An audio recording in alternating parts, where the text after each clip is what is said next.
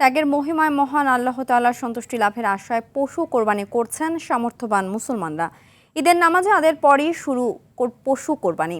রাজধানীর অলিগলি, মহল্লা, আবাসিক এলাকা সবখানেই চলছে পশু জবাই ও মাংস কাটাকাটি। আরও জানাচ্ছেন আব্দুর রহিম। ঈদের নামাজের পরই শুরু হয় কোরবানি। মহান আল্লাহ তাআলার সন্তুষ্টি লাভের আশায় সামর্থ্যবান মুসলমানরা তাদের পছন্দের পশুটিকে কোরবানি করেন। ঝড় বৃষ্টি না থাকায় নির্বিঘ্নে পশু কোরবানি করেন তারা। আল্লাহ পাকের সন্তুষ্টির জন্য আমরা গরু কোরবানি দিচ্ছি। আল্লাহর কাছে শুকরিয়া আদায়, সবকিছু ভালো মতন আমাদের হয়েছে, চলতেছে। স্যাক্রিফাইসটা আমরা আল্লাহর উদ্দেশ্যে করেছি আর কি, আল্লাহর নামে কোরবানি দিয়েছি এবং আল্লাহর মা বাবার তরফ থেকে আল্লাহর নামে কোরবানি দিয়েছি।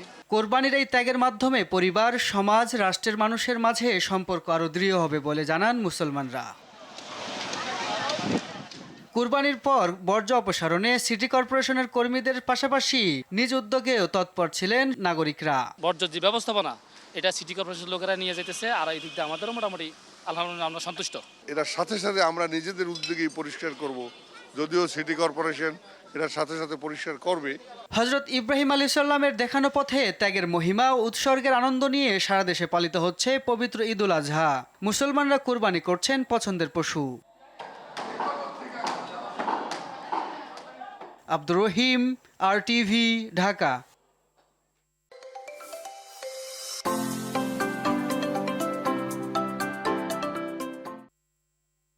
পশু কোরবানির খবর জানাতে রাজধানীর নাখালপাড়া থেকে সরাসরি যুক্ত হচ্ছেন সহকর্মী আব্দুর রহিম। রহিম, রাজধানীতে পশু কোরবানি ও বর্জ্য অপসারণের চিত্র কেমন দেখছেন জানাবেন?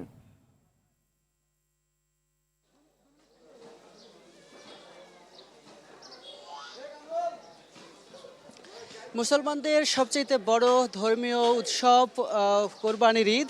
ঈদকে সকালে নামাজের পরে মুসলমানরা তাদের পছন্দের যেই পশু সেটি কিন্তু কোরবানি করছেন।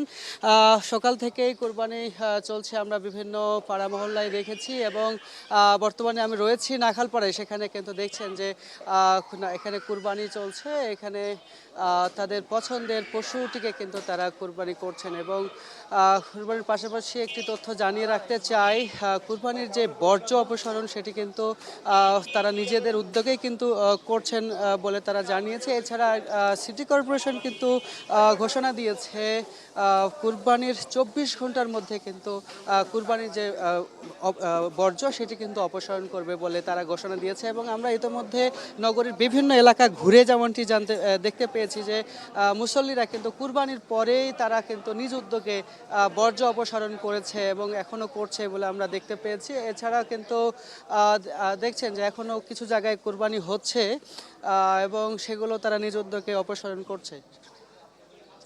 এছাড়া আরেকটি তথ্য জানিয়ে রাখতে চাই, সিটি কর্পোরেশন কিন্তু আনুষ্ঠানিকভাবে তাদের যে বর্জ্য অপসারণ সেটি ঢাকা দক্ষিণ সিটি কর্পোরেশন যে প্রশাসক রয়েছেন তিনি দুপুর 12টার পরে অর্থাৎ 1টার পরে কিন্তু তিনি আনুষ্ঠানিকভাবে বর্জ্য অপসারণ ঘোষণা করবেন বলে জানিয়েছে। এছাড়া কিন্তু বিভিন্ন জায়গায় অস্থায়ী কিছু কর্মী নিয়োগ করা হয়েছে, যে কর্মীরা কিন্তু সকাল থেকেই কাজ করছে বর্জ্য অপসারণে। তো এই ছিল নাখালপাড়া থেকে পশু কোরবানির সর্বশেষ।